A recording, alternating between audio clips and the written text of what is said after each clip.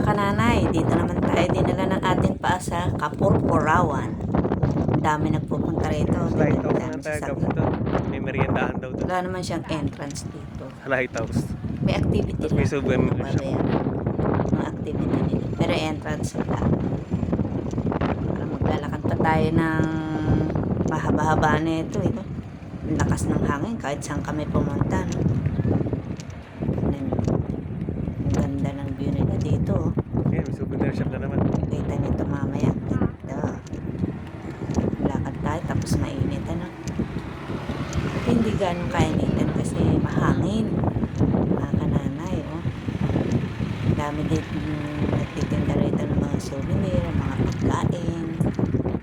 May mga ano tawag dun sa pagkain na empanada. Ang dami dito ng panada.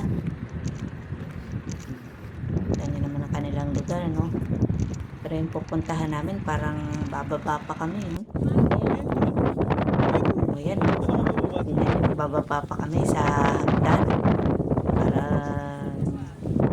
tatawid ka ng gubat, ganun. Ganyan naman, napakalakas ng hangin, no? Yung kapuntukan na yan.